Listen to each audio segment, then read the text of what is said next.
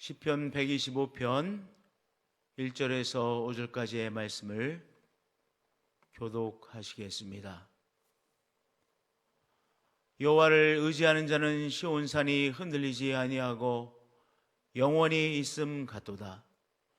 산들이 예루살렘을 두름과 같이 여호와께서 그의 백성을 지금부터 영원까지 두루시리로다. 악인의 규가 의인들의 땅에서는 그 권세를 누리지 못하리니 이는 의인들로 하여금 죄악에 손을 대지 아니하게 함이로다. 여호와여, 선한 자들과 마음이 정직한 자들에게 선대하소서. 자기의 굽은 길로 치우치는 자들은 여호와께서 죄를 범하는 자들과 함께 다니게 하시리로다. 이스라엘에게는 평강이 있을지어다. 아멘. 새벽 성가대 찬양했겠습니다.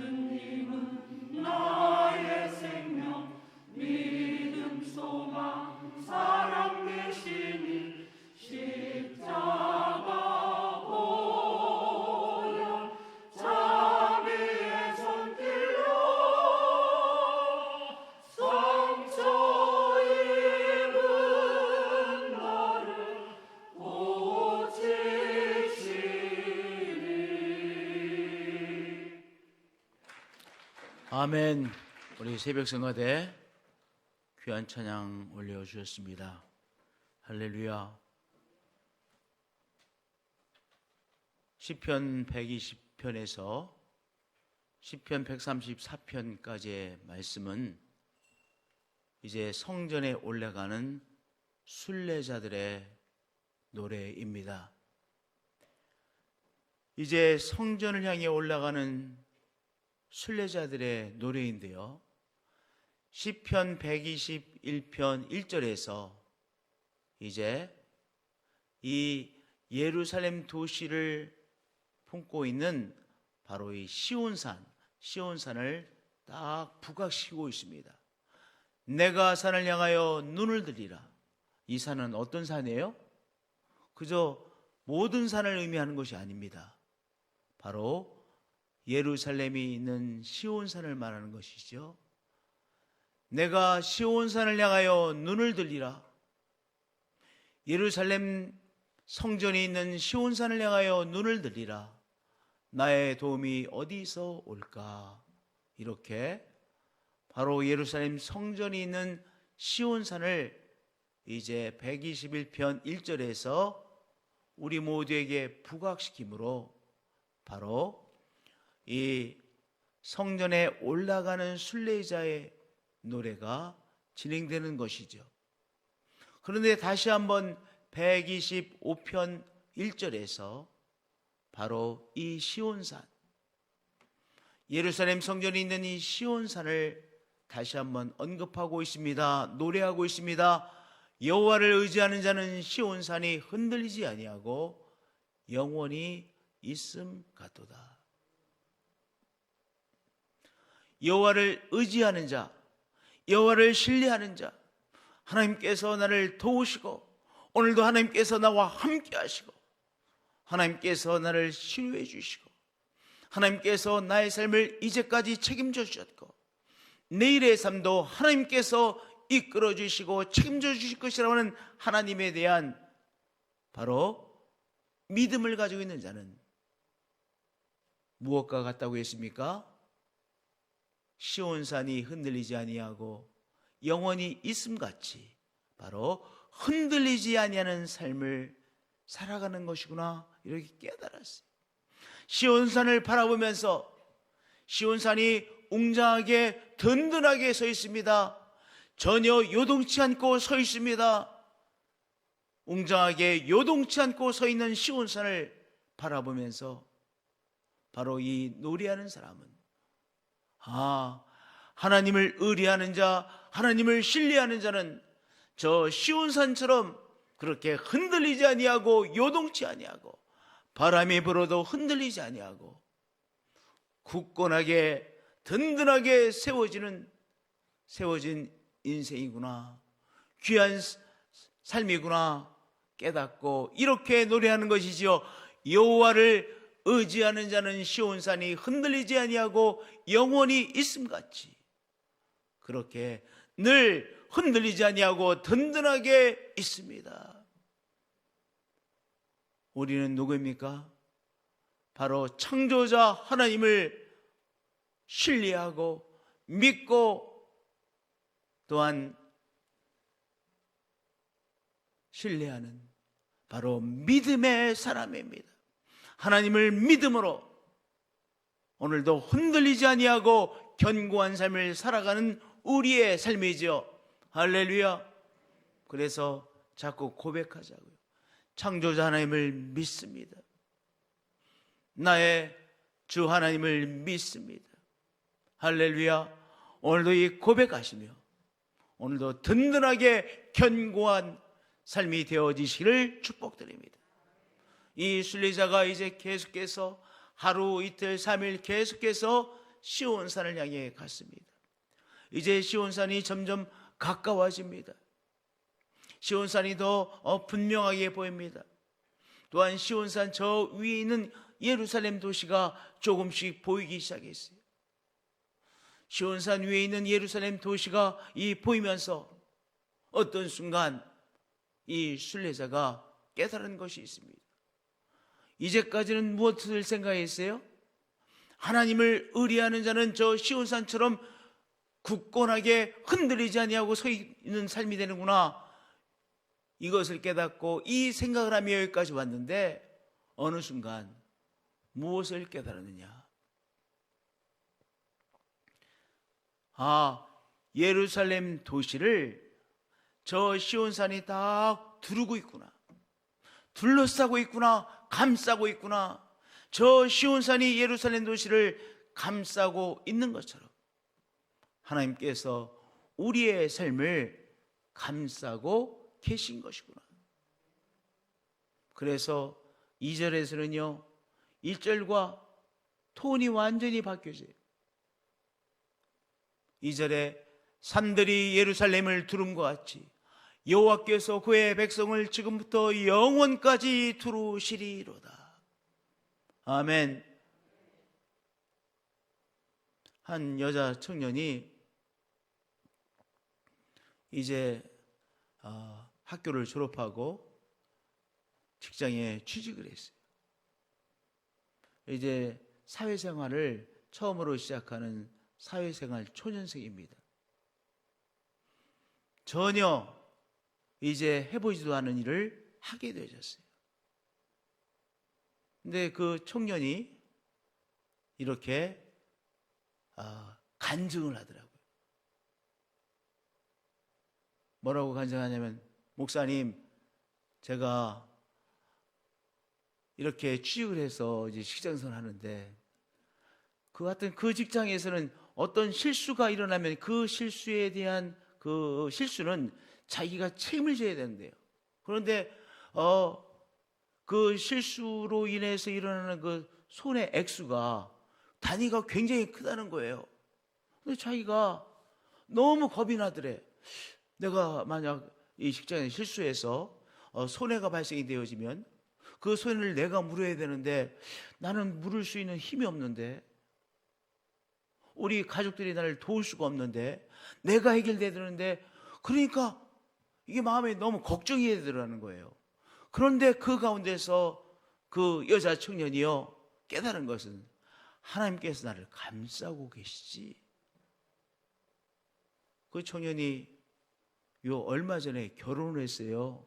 그래서 결혼하기 전에 저하고 전 목사를 이제 초대를 해서 이렇게 같이 식사를 하면서 그 간증을 하는 거예요. 목사님, 제가 이제 처음으로 직장 생활을 하면서 정말 마음적으로 어려웠는데, 그런데 그럼에도 불구하고 하나님께서 나를 감싸고 계심을 늘 느꼈습니다. 그래서 하나님이 나를 감싸고 계시니까 그 귀한 사실을 깨닫고 제가 그 어려운 시간을 통과할 수 있었습니다.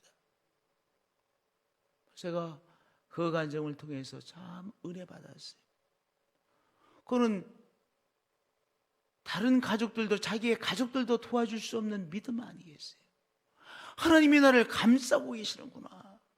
누구도 줄 수 없는 거예요. 그런데 그 여자 청년은요, 적어도 하나님께서 나를 감싸고 계시는구나, 그것을 정말 그의 심령 속에서 깨달았기에 그 어려운 시간들을 그 믿음 안에서 이겨낼 수 있었고, 아니 하나님께서 자기를 감싸고 계심을 체험하며 승리하는 삶을 살 수 있었던 것이죠. 2절의 고백이 그 고백 아니겠어요? 산들이 예루살렘을 감싸고 있는 것처럼, 품고 있는 것처럼 여호와께서 그의 백성을 지금부터 영원까지 두르시고 감싸시고 품고 계십니다. 하나님께서 나의 삶을 품고 계시기에 내가 넉넉히 감당해낼 수 있습니다.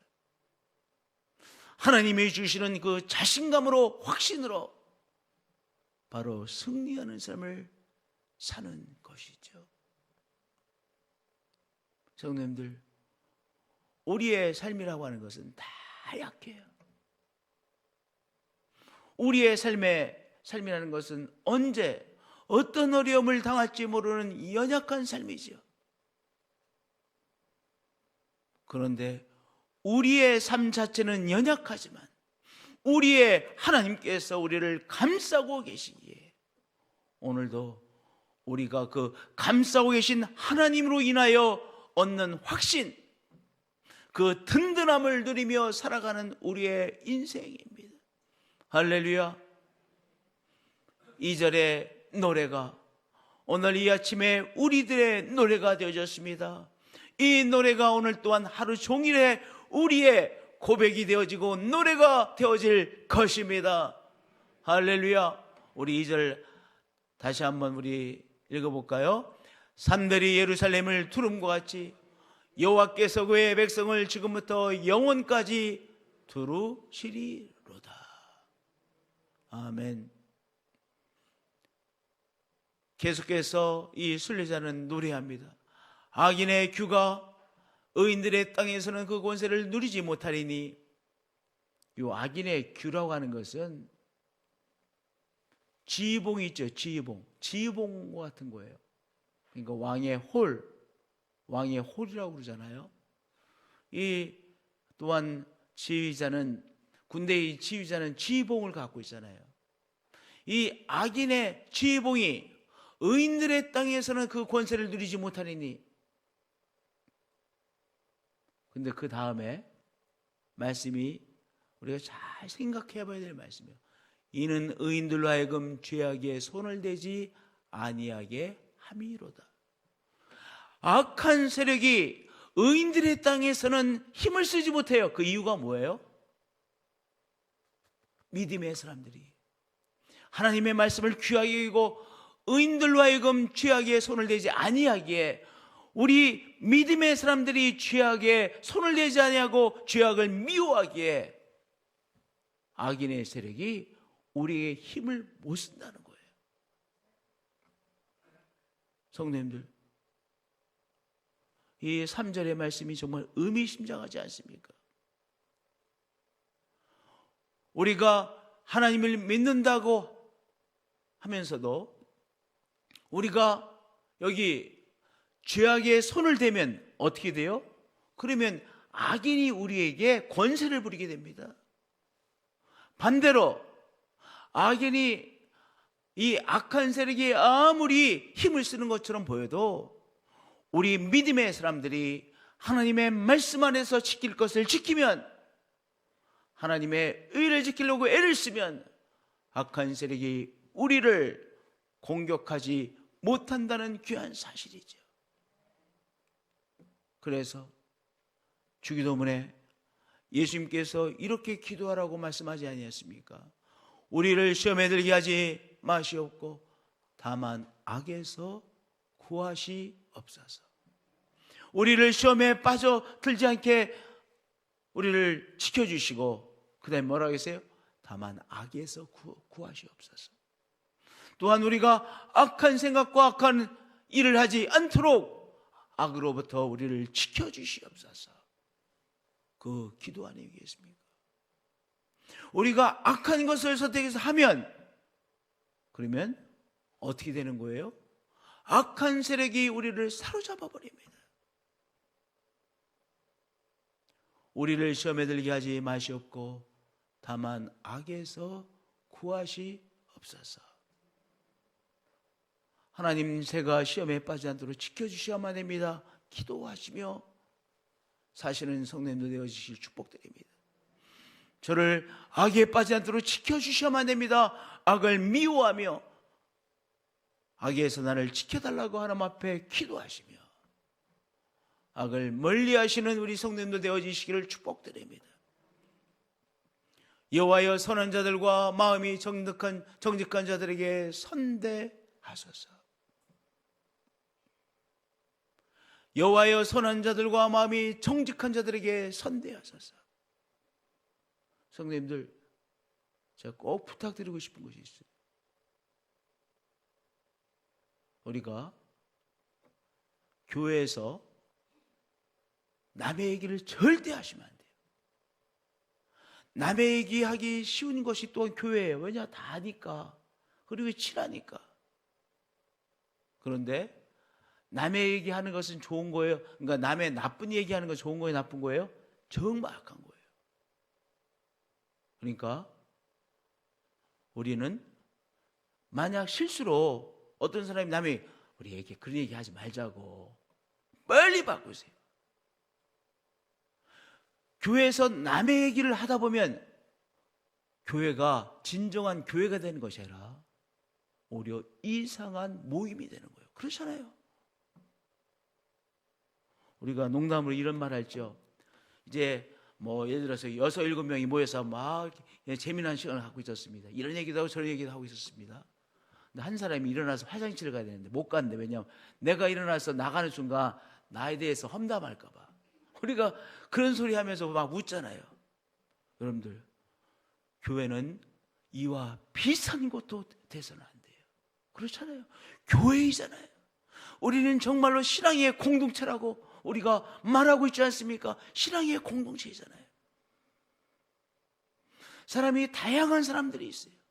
다양한 삶에 또한 삶을 살아온 사람들이 또한 교회에서 같이 신앙생활하고 있어요. 그러니까 내 생각과 다를 수가 있어. 나의 삶과 너무나 다를 수가 있어. 그래도 우리는 받아들이는 거예요. 이해하려고 애를 쓰는 것이죠.